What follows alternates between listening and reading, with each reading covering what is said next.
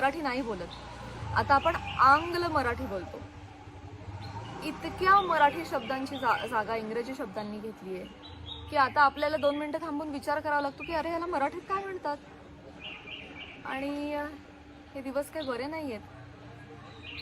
इतकी समृद्ध आहे मराठी भाषा आपली, व्याकरणाच्या दृष्टीनं, शब्द संपदा म्हणू नका, त्यातल्या भावभावनांच्या दृष्टिकोनातून म्हणू नका, किंवा साहित्याच्या दृष्टीकोन, अशा अगणित गोष्टी आहेत.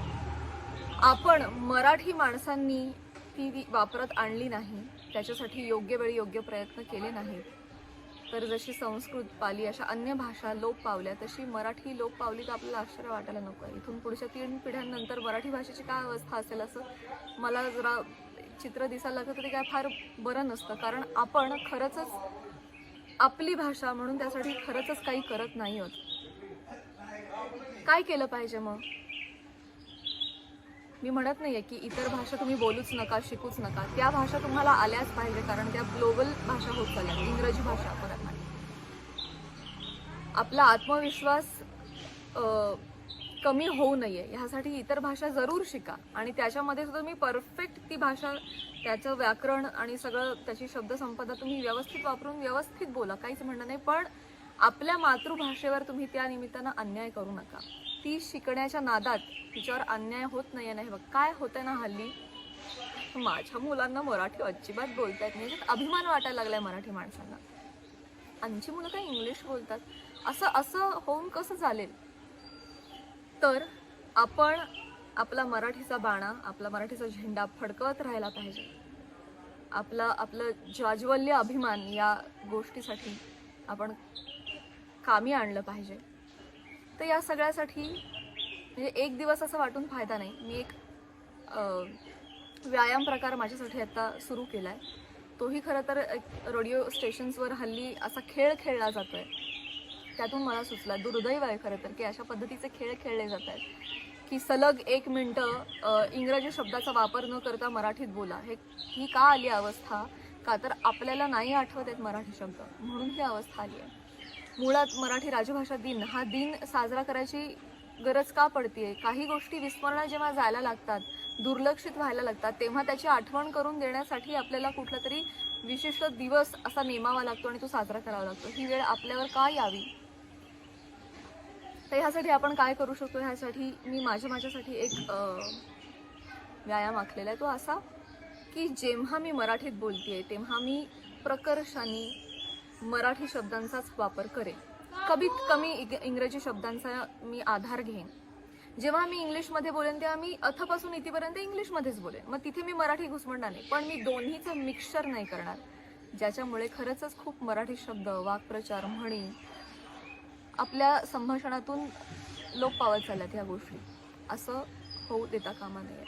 अशा अगणित अनेक गोष्टी आहेत ज्या आपण करू शकतो. मराठी साहित्य आहे, मराठी सण संस्कृती आहे, मराठी चित्रपट आहे. मराठी चित्रपटसुद्धा आपल्या भाषेचा खूप मोठा भाग आहे असं मला वाटतं, कारण त्याच्यातून आपल्याला अनेक गोष्टी, आपलं मराठी पण जपण्याकरता त्या गोष्टी खूप कारणीभूत आहेत.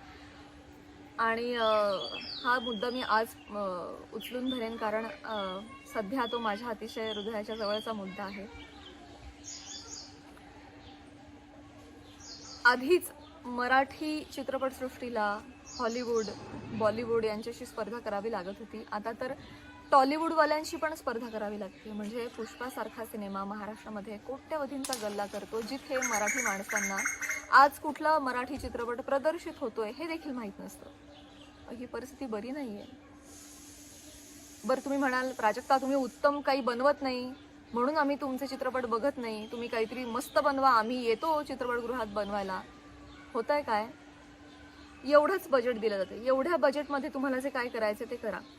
याच्यापेक्षा मोठं बजेट मिळणार नाही. का? तर चित्रपटगृहात गर्दी होत नाही. ते पैसे रिकवर कसे होणार? तर तुमचाही मुद्दा बरोबर आहे, निर्मात्यांचाही मुद्दा बरोबर आहे. कोंबडी आधी की अंड आधी हा इथं प्रश्न आहे, त्याचं कसं निराकरण होणार? तर मला असं वाटतं आपण एक प्रेक्षक म्हणून एक काम करूया. जेव्हा कुठला हिंदी सिनेमा प्रदर्शित होत असेल आणि त्याच दिवशी मराठी सिनेमा प्रदर्शित होत असेल, निदान त्यांचे ट्रेलर्स बघा, आपण ट्रेलर सुद्धा आपल्याला माहीतच नसतं आज कुठला चित्रपट येतोय, निदान माहिती करून घ्या, त्याचे ट्रेलर्स बघा. आणि जर मराठी चित्रपटाचा ट्रेलर देखील तुम्हाला आवडला तर त्याला एक ग्रेस 2 मार्क अधिक द्या. का तर तो मराठी चित्रपट आहे म्हणून. आणि या बाबतीत मी म्हणेन तुम्ही दाक्षिणात्य लोकांकडून काहीतरी शिका. ते ज्या नेटानं आपल्या भाषेसाठी चित्रपटांसाठी भांडतात आणि उभे राहतात, शिकण्यासारखं आहे.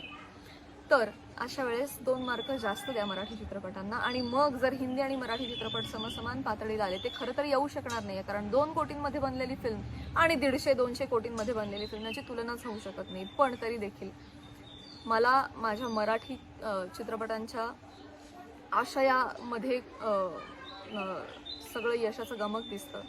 तिकडे छान छौकी असू शकते, इथे आशय आहे, इथे कॉन्टेंट आहे. तर अशा दृष्टिकोनातून जर बघितलं आणि ते समसमान पातळीवर आले तर मात्र मराठी चित्रपटच बघा. आणि मग हिंदी चित्रपट बघूया की जेव्हा टीव्हीवर येईल तेव्हा, मग अशी भावना त्या बाबतीत लागू करा.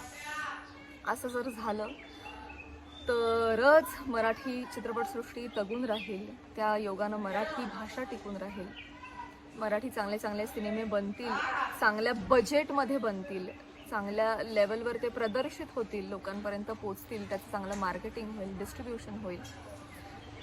आणि हे देखील व्हायलाच पाहिजे, कारण भारतीय चित्रपटसृष्टीचा जनक मराठी माणूस होता, दादासाहेब फाळके. आणि त्यांच्या मातृभाषेतल्या चित्रपटांकडे लोक पाठ फिरवत आहेत. त्यांच्या मातृभाषेतले चित्रपट आता बनणं बंद झाले, असं जर कधी दिवस उगवला तर हे किती दुर्दैवी असेल. आणि ते तुमच्या आमच्या चुकीमुळे असेल, दुर्लक्षित करण्यामुळे असेल. तर आपण, मला वाटतं, आजच्या दिवशी एवढी तरी प्रतिज्ञा करू शकतो की हे छोटे छोटे 2-4 मुद्दे, आणखी तुम्हाला काही मुद्दे सुचले तर कमेंट्समध्ये कळवा, जेणेकरून तेही लोकांपर्यंत पोचतील. आणि आपण सगळ्यांनी मिळून एक मराठी माणूस म्हणून हे जर प्रयत्न केले तरच हे दिवस पालटतील. आणि तरच आपण मराठी राजभाषा दिन साजरा केला असं आपण म्हणू शकू. मराठी बाणा सोडू नका. धन्यवाद.